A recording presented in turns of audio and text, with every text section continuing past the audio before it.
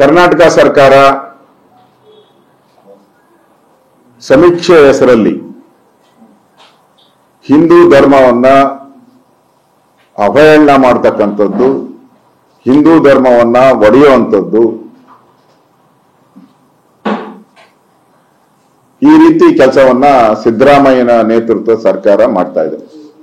ಈ ಸರ್ಕಾರ ಬಂದಾಗಿಂದನೂ ಕೂಡ ಒಂದ್ ರೀತಿ ಹಿಂದೂ ವಿರೋಧಿ ನೀತಿಯನ್ನ ಅವರ ಅಜೆಂಡಾದಲ್ಲೇ ಮಾಡಿಬಿಟ್ಟಿದ್ದಾರೆ.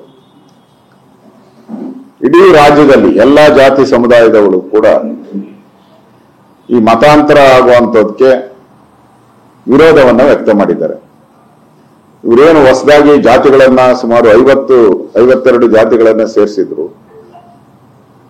ಹಿಂದೂ ಕ್ರಿಶ್ಚಿಯನ್ನು, ಹಿಂದೂ ಮುಸ್ಲಿಮಾನು, ಈ ತರದೆಲ್ಲ ಸೇರಿಸಿ ಒಕ್ಕಲಿಗ, ಲಿಂಗಾಯತ, ಬ್ರಾಹ್ಮಣ, ದಲಿತ ಎಲ್ಲದರ ಮುಂದೆ ಕ್ರಿಶ್ಚಿಯನ್ ಅನ್ನೋ ಪದವನ್ನ ತಂದ್ರು. ಯಾಕೆ ತಂದ್ರು? ಸಿದ್ದರಾಮಯ್ಯನವ್ರಿಗೆ ಈಗ 2.5 ವರ್ಷದ ಭೀತಿ. ಅವ್ರಿಗೆ 2.5 ವರ್ಷದಾದ್ಮೇಲೆ ಅವರ ಅಗ್ರಿಮೆಂಟ್ ಪ್ರಕಾರ ಅವರು ರಾಜೀನಾಮೆ ಕೊಡಬೇಕು, ಇನ್ನೊಬ್ಬರು ಮುಖ್ಯಮಂತ್ರಿ ಆಗ್ಬೇಕು. ಇದನ್ನ ಓಲೈಕೆ ಮಾಡೋದಕ್ಕೋಸ್ಕರ ಸೋನಿಯಾ ಗಾಂಧಿ ಅವರು ಕ್ರಿಶ್ಚಿಯನ್ ಅವರು, ಅವ್ರನ್ನ ಓಲೈಕೆ ಮಾಡಿದ್ರೆ ನನ್ನ ಸ್ಥಾನ ಉಳಿತೈತೆ ಅಂತೇಳಿ ಇವತ್ತು ಇಡೀ ಹಿಂದೂ ಧರ್ಮಕ್ಕೆ ಈ ಕ್ರಿಶ್ಚಿಯನ್ನ ಕಳಂಕವನ್ನ ಅಂಟಿಸ್ತಾ ಇದ್ದಾರೆ. ಎಲ್ಲ ಜಾತಿಗಳ ಮುಂದೆ ಹಾಕ್ತಾ ಇದ್ದಾರೆ. ಇವತ್ತು ಆಯೋಗದ ಅಧ್ಯಕ್ಷ ಕ್ಲಾರಿಟಿನೇ ಇಲ್ಲ ಅವನಿಗೆ. ಮಾಧ್ಯಮದ ಮೇಲೆ ಆಪಾದನೆ ಮಾಡಿದ್ದಾನೆ, ಮಾಧ್ಯಮದವರು ತಿರುಚಿದ್ದಾರೆ ಹಾಗೆ ಹೀಗೆ ಅಂತ. ಮತ್ತೆ ಹೊಸ ಕಾಲಂನೂ ಇದೆ ಹಾಗೆ.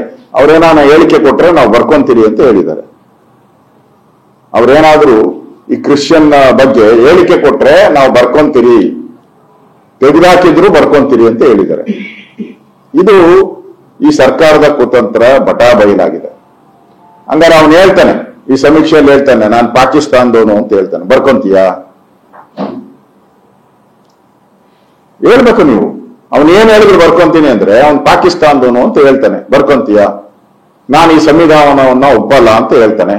ಬರ್ಕೊಂತೀಯಾ? ನಾನು ಅಂಬೇಡ್ಕರ್ ಸಿದ್ಧಾಂತವನ್ನ ಒಪ್ಪಲ್ಲ ಅಂತ ಹೇಳ್ತಾನೆ. ಬರ್ಕೊಂತೀನಾದ್ರೆ